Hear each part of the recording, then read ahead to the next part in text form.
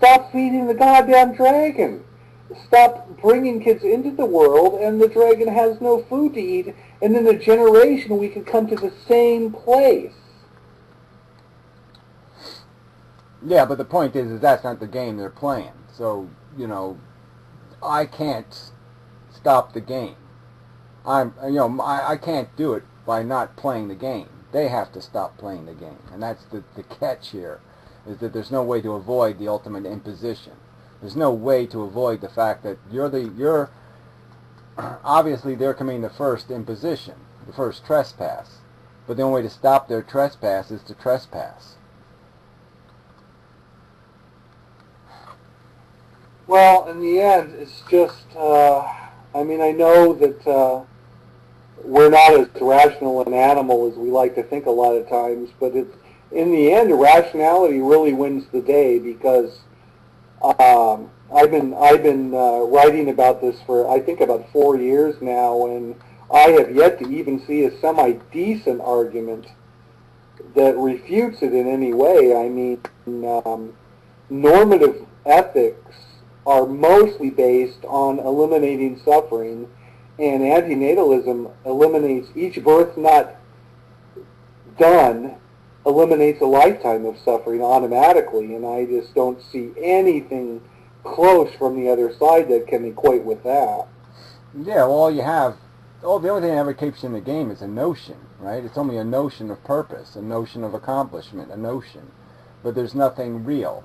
There's no itch that we're scratching in the universe. The human race is serving no purpose. Just like the non-existent Martians, there's no evidence of a wound that's not getting bandaged, right? There's no universal wound or universal joy that's being denied because the Martians don't exist, right? And we're obviously in the same position. So they can't really make a logical argument, because then they'd have to make a logical argument explaining what the liability or the negative thing is, because there's nobody on Venus, and there's nobody on Saturn, and there's nobody on Pluto, and there's no, how we're all deprivated, how the universe is somehow fundamentally flawed and broken and dysfunctional because there's no inhabitants on any of those planets. So they can't make that argument. So they're already, right there, we've nailed them to the cross. They're dead. They're fucked. And they just can't, short of a miracle. There's no out. They're dead. The fact that people like Anton and his ilk have to come up with these desperate arguments to refute antinatalism, like for instance, they bring in alien life and stuff like that, and what if our existence is helping some kind of other dimensional existence, all kinds of goofy stuff. And these are the people that accuse us of not being grounded in reality, man. It's pretty comical. Yeah, well, the worst part of Anton, though, is that this stoic crap where we should just pretend that we're not advocating for the game, that somehow the game is beyond judgment. You can only deal with the fact that pieces are going to be thrown off the board, that the pawns are going to get eaten. So let's do it gracefully, right? Let's find a graceful way to kill the pawns and to, play the stupid game and watch the pieces get annihilated. But yeah, let's not judge the game, because the game is basic. The game is part of the universe. The game is like the, moon orbiting the Earth. It's like, yeah, you can't change it. It's structural. And it's just such a lie. I mean, of course we can choose tomorrow not to play the fucking game. It's all by volition. And as long as you assholes keep defending the game in this dishonest way where you say the defense is you can't judge it, what the fuck do you mean I can't judge it? It's like a God, right? So we're right back to God again, right? Fortunately has a 90% predisposition toward elephant man disease. Dr. Anton is getting an abortion, because then it comes down to home, and then it comes down to reality, and this whole abstract idea of the game, and this sacrosanct game that's so untouchable goes right out the window. Yeah, but isn't that hypocrisy the problem? I think the game metaphor is a strong one. I mean, I think that's the way to get to people, to tell you the truth.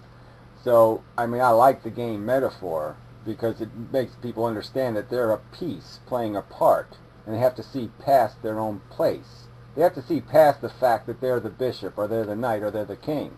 And even if they see themselves as the knight, the bishop, and the king, they have to understand in the end game, they're going down too. Everything's checkmated. Everything's fucked. See, I see things a little differently because when we talk about games, we have goals and we have strategies and there's a thing called an end game. And my only problem with that is that the way I see it is if you want to call it a game, I'm just a piece on the board, and I'm not looking towards some kind of grand imaginary conclusion as much as I'm seeing that, wow, somebody just bumped into me and it fucking hurt a lot. And I have a sense of empathy to realize that the other pieces that I can see on the board and the pieces that I know exist on the board that I can't even see are suffering the same thing as me. And in the end, they're not going anywhere. There are no winners in this game. Everybody's a loser at the end. There's nobody sitting above the board playing. All there are really are us, pieces, getting our ass knocked out from under us eventually. And that's what happens to all. That's my real point, though, right? That's the whole point of my argument, is that if you see it as a game and then realize that there's no victory in the game, that the game is for a trophy, and then everybody goes home. Or some stupid thing. It's like a gladiator war, right? And you wipe each other out, and you run each other through, and you stab each other, and you go through all this crap, and there's no reward. There's like somebody tosses you a nickel. I mean, you say, well, what the fuck? You mean all these people are dead? All this shit happened for a nickel? I mean, what the fuck are you talking about? It's got to be more than a nickel. If you're doing it for a nickel, this is fucking stupid. Yeah, it's all really about hollow symbolism, isn't it? Yeah, well, and I'm just saying, I'm visioning this chessboard in space, just floating, and the pieces are falling off, and they just keep falling off, and people keep putting new pieces back on the board, and you're just saying, quit putting the pieces on the board, because all they're going to do is get fucking killed. They're just going to get wiped the fuck out, because that's all the game does. The game doesn't accomplish anything. It just turns pieces into not pieces. All right, that's all it does. It just knocks pieces over. It doesn't do anything else. There is no winning. All right, everything ends the same way, and then it just replays it again and again and again. It's the same Shakespeare play over and over and over, the fuck over again, for nothing. We've been there and done that. Yeah, for nothing. And I think that's the key expression right there. It's for nothing. And we can't accept that. Our rational selves know that that's bullshit. And so instead of just accepting that, which very few of us are able to, instead we invent a big win at the end. We invent a purpose. We invent a purpose. We, instead of seeing the losses, we say, Super Bowl champions! We're Super Bowl champions! And, we raise the flag and wave the flag and we say this is somehow meaningful because we made it meaningful. But that's it. We made it.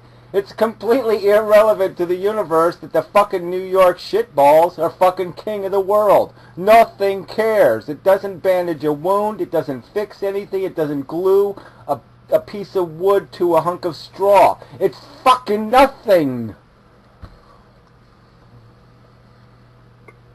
In the end, I'd like to see it that maybe the universe is waking up and the universe realizes that it's a lonely crack addict living in an alley somewhere, and it wants to do itself in. Yeah, well, it's doing it the hard, long, brutal way, of course. Being dumb, that's what universes do. But yeah, I mean, we know the future is this, right? There's no other conclusion, right? We can see the evolution of knowledge. We can see it in the history of mankind. We figured out the obvious, that women aren't foreign beasties or something. They're not succubuses. They're not possessed by the evil devil, woman, beast, horror, hell, bitch, we figured out that don't do the slavery thing. We figured out these simple things. Don't be cruel to the animals. Don't make kids work in the work camps.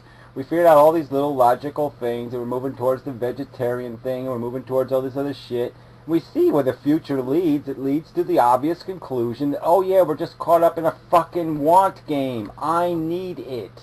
I get horny for it. Okay, and if I don't have it, I want more of it, and all this crap. And that's all it is. It's just a motivation engine. DNA is completely owning us. That's going to be, I think, a phrase in the future. You know, being owned by the DNA.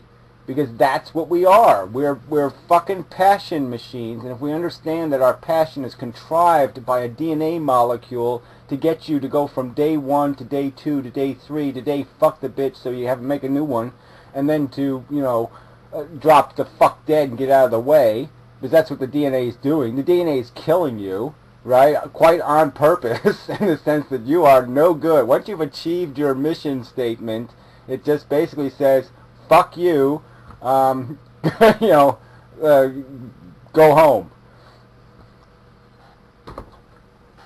It's really funny that you should say that. Recently at work, I was talking to a woman, and my daughter used to work in the restaurant that I work at before she moved to better things. And this woman was asking if Michelle was going to have any kids. And I said, well, God, I hope not. I've been trying to talk her out of it as long as I can remember, you know, and teach her the error of my ways. And the woman said, well, but that's what God wants us to do. And this is exactly what she said. She said, we are on this earth, we are meant to have children and then die. And if this isn't a DNA statement, you know, I don't know what is. Yeah, we're here to impose the same shit that we're going to live on something else. I mean, man, isn't that such a special thing to be doing? And then die. Yeah, you're imposing that one too. Yeah, I can't wait till my kids die so they can fulfill their ultimate purpose too. Yeah. And then there was just such this gross thoughtlessness of the statement, of just like, she accepts that. Like, it's just like, yeah, we're meant to be fucked over and then died. Yeah, that's the way it is, you know, and it's just... well, I know, but we know, look, if you went to another alien species and tried to explain them the rules of, you know, whatever, curling. Oh yeah, we push this thing down the ice and we stand in front of it with brooms and sweep a path for it, you know, because it's physics and shit, you know. And yeah, then we make it bump into something else. You know, and yeah, they're gonna be like, what? What are you talking about? You know, it makes sense to these people because they're curlers, you know what I'm saying? They grow up, they're raised to curl, all they know is curling, so that's all this woman is doing, is just talking from inside the curling, you know what I'm saying? She's inside of it, she's living it, and she can't see that there's a whole universe outside of curling that is looking at curling and saying, you're fucked. Your brain is shit if you think this is worth doing.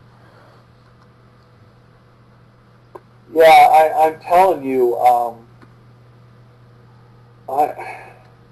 don't know what really to think sometimes, because, again, we come back to what I first was saying tonight, is that maybe all this stuff is just a little too axiomatic, and so people have a hard time seeing it because it's so close to their face.